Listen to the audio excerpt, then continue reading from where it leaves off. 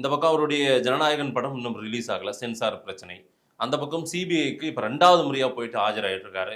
இதுல அவங்களுடைய நகர்வு எப்படி இருக்கிறதா நீங்க பார்க்கிறீங்க? யாருடைய நகர்வு? விஜய் தரப்பு தாவேகா, விஜயனுடைய நகர்வு. நகர்வு எல்லாம் ஒன்றும் பிரச்சனை இல்லை. இதை தாண்டி ஒன்றும் புது வேற ரூட்ல எல்லாம் போக முடியாது. சம்மன் நிமிஷா நேரா ஃபிளைட்டை பிடிச்சா டெல்லிக்கு தான் போய் இறங்கணும். நகர்வு அந்த திசை தான், அதுல ஒன்றும் மாற்றம் இல்லை. ஜனநாயக விஷயத்தை பொறுத்த வரைக்கும் அவர் சட்டத்தை நம்புறார், நீதியினுடைய ஆட்சி நடக்கிறதுல நீதியை நம்புறாருன்னு எடுத்துப்போம். நடிகர் விஜய் இப்படி அமைதியா இருக்கலாம், படம் கடன் கட்டுற போது இது வேற 400-500 கோடி ரூபாய் முதலீடு அப்படின்னு பயப்படலாம். அரசியல் கட்சியுடைய தலைவராகவும் இருக்கிற விஜய் இப்படி ஒரு அக்கிரமம் நடக்குதுன்னு நீங்க நாம எல்லாரும் பேசுறோம், அவர் இது வரைக்கும் பேச மாட்டாருங்கிற ஒரு ஆதங்கம் நமக்கு இருக்கு. நீங்க சென்சார் சர்டிஃபிகேட் மட்டும் கொடுக்கலாம், உங்களை உண்டுலன்னு பண்ணிடுவேன் சவால் விட வேணாம் பிஜேபி எதிர்த்து. அப்படியெல்லாம் ஒரு அறிவற்ற செயலை செய்யணும்னு நம்மளும் எதிர்பார்க்கல. சென்சார் போர்டு இயல்புக்கு மாறா நடக்குது. இது ஏன்? நான் கட்சி தொடங்கினாலையா? சரி, அரசியல் கூட பேச வேண்டாம்.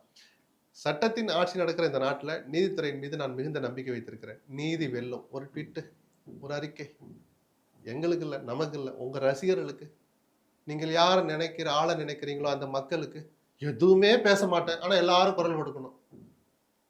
புலிக்கு பயந்தவெல்லாம் என் மேல வந்து படுத்துக்கண்ண, நமக்கு வேற வேலை இல்லையா?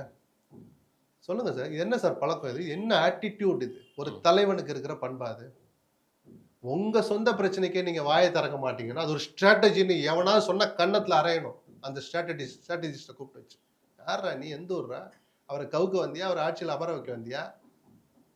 மக்கள் அதை கவனிப்பாங்களா மாட்டாங்களா சார்? சொல்லுங்க சார். சார் நீங்க திருப்பியும் சொல்றேன், பிஜேபியோட சண்டை போட சொல்லல.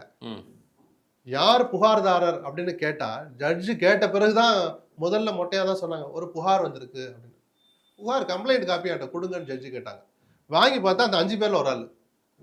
இது நகைப்புக்குரியது மட்டுமல்ல, இயல்புக்கு மாறானது. அவர் புகார் கொடுக்கணும் அவசியமே இல்லை. எதை புகார்ல குறிப்பிட விரும்புகிறாரோ அதை சொல்லி கட் பண்ண வைக்கிற அதிகாரம் அந்த உறுப்பினருக்கே இருக்கு.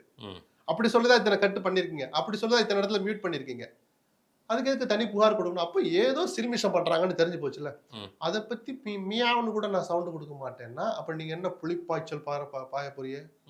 நாளைக்கு தமிழ்நாட்டு மக்களுடைய உரிமைகள் பறிபோற போது இப்படிதான் இருப்பீங்கன்னா நீங்க எப்படி தலைவனாக முடியும்? நீங்க எப்படி இந்த மாநில? இல்ல, அதுக்கு முன்னாடி எல்லாம் கொஞ்சம் ஐபிச்சில தான் பேசிட்டு இருந்தாரு சார். நீங்க லோ பிச்சையே வார்த்தையே விட்டுருங்க சார். ஒரு பிரச்சனை நடக்குது, வாயை திறக்க மாட்டேன். இல்ல, இதுல சுத்தமாவே ஏன் வாய்ஸ்? அதான் ஏன் எனக்கு ஆதங்கமா இருக்கு. இல்ல, அதுதான் என்ன பயம்? புரியலையே. அப்ப பயம்னு தானே உங்களை மாதிரி ஆள் சொல்ற போது அமைதியா இருக்க வேண்டியிருக்கு. இல்லங்க, விஜய் அவருடைய துணிச்சல் ஊரறிஞ்ச துணிச்சலுங்க. என்னால சொல்ல முடியுதா?